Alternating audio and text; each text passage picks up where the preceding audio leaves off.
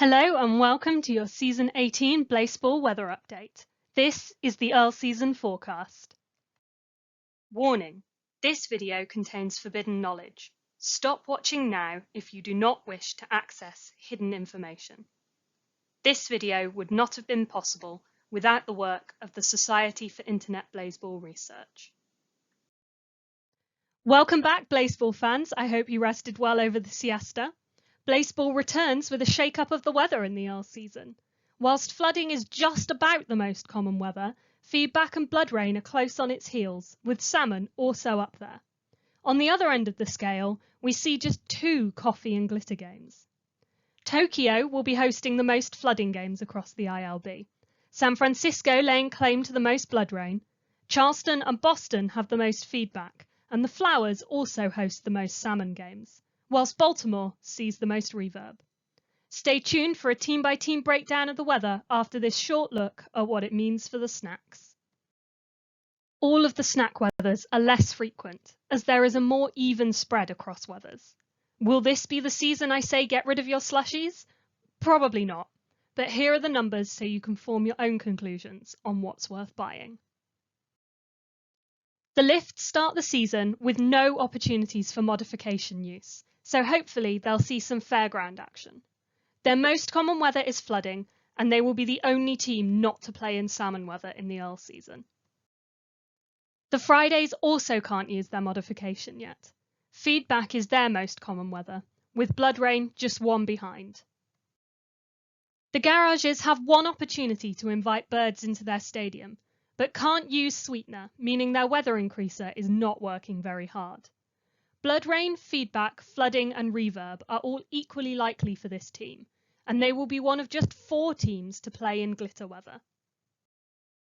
The Lovers also get a couple of chances to welcome birds home, yet like the garages, their weather increaser isn't enough for them to get coffee games for their sweetener. Blood rain is their most common weather, and they host the most games of it across the ILB. The Tacos see 2 opportunities for psychoacoustic use and demonstrate what a working weather increaser looks like with 3 Sun 2 games at home. Flooding is their most frequent weather, but Sun 2 is only just behind, giving a total of 4 chances for the Tacos to activate their Sun 2 mods. The Mechanics host 2 feedback and 2 reverb games, giving psychoacoustics and echo chamber a chance to shine. They also have 1 coffee game for their sweetener. This team's most likely weather is salmon. The Magic see no use for heat magnet or sweetener, but will see a Sun 2 game for their solar panels. Is it really increasing a weather if you only see 1 game in each? Debatable. However, the Magic's most common weather overall is birds, joint with flooding. The Shoe Thieves host 6 games in which they can use psychoacoustics, and even sneak in a coffee 2 game for their sweetener, but the wrong kind of coffee for their weather increaser. The most likely weather is feedback, hosting the joint highest amount of games in this weather. The Sunbeams see 1 Sun 2 game for their solar panels, but 2 games in which to use psychoacoustics and echo chamber. Good news for nature lovers, as their most common weather is salmon, with birds only just behind. The Jazz Hands only play 6 home games, so do not see opportunities to use any of their modifications, but they do host a glitter game, making them one of just 4 teams to see this weather in the Earlseason. They have a joint high likelihood of blood rain and flooding. The Stakes, thanks to their weather increaser, see a coffee 3s game to use sweetener in. Their most common weathers will be salmon and Sun 2, playing the most Sun 2 games of any team. The Spies get 1 stadium cleaning opportunity and do not see any birds. Their most common weather is salmon, but flooding and feedback are close behind. The Wings get 3 floodings to keep clean in, and 1 of their weather increasers is working, giving them 2 Sun 2 games. Yet their most common weather overall is flooding. The Breath Mints will have 5 chances to use psychoacoustics or echo chamber, and both their weather increasers are showing up to work in the Earlseason. The Mint's most common weather overall will be feedback, playing more games in this than any other team. The firefighters will get one go at using echo chamber in the Earlseason, and as their weather increaser is slacking, their sweetener is of no use. The most frequent weathers for this team are feedback and flooding, but Sun 2 is only one behind. The Worms are cashing in with their modifications, seeing 4 chances to use flood pumps, 3 to use psychoacoustics, and 2 examples of what a working weather increaser can do.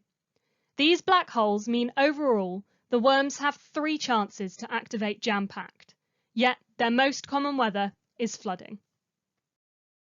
The Moist Talker's weather increaser does very little, with just 1 game of flooding at home, and with only 3 overall, there isn't a lot of opportunity to use high pressure either.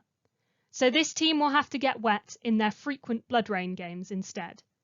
They can't dry out either, as they will be the only team not to play in Sun 2 weather. The Flowers have got a lot going on in the Earlseason, with 6 opportunities to use psychoacoustics and 3 to use solar panels. Their modifications are doing well. Their highest weather is Salmon, and they play more games than any other team in it. Yet, they will also be the only team not to play in Blood Rain in the ILB. The Millennials will enjoy 3 games in which to use psychoacoustics, but despite 2 coffee increases, no room for sweetener. They are the final of 4 teams to see a glitter game in the Earlseason, but their most common weather will be flooding. The Pies get 2 chances to sweeten play in their 6 home games, but despite the valiant attempts of the weather increaser, they won't play in bird weather at all. Instead, they will see lots of flooding, with feedback, blood rain and salmon just behind.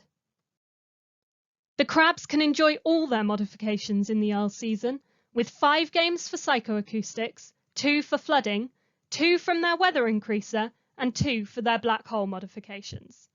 The most likely weather is reverb, seeing more of this than any other team, and they also play the most coffee games of the ILB. The Georgias have 4 opportunities to use psychoacoustics and their LCD sound system, but their sweetener will be staying on the shelf. Their most frequent weathers are flooding and black holes, and they play the most black hole games across the league. The Dallets see 4 games in which to use psychoacoustics and their sound system, but they have yet another weather increaser that's taking the Earlseason off, so their sweetener must be ignored. But it will be damp for the Dallets, as their highest weathers are blood rain and flooding. The Tigers have a working weather increaser, seeing 2 blood rain games at home. They only play in 1 solar eclipse in the Earlseason, but with 4 blood rain games overall, they'll be grateful for sealant. Making a nice snack for the big cats, their most frequent weather is salmon. Thank you for tuning into the weather. I'll be back with your mid-season forecast tomorrow, but until then, rejoice, play ball.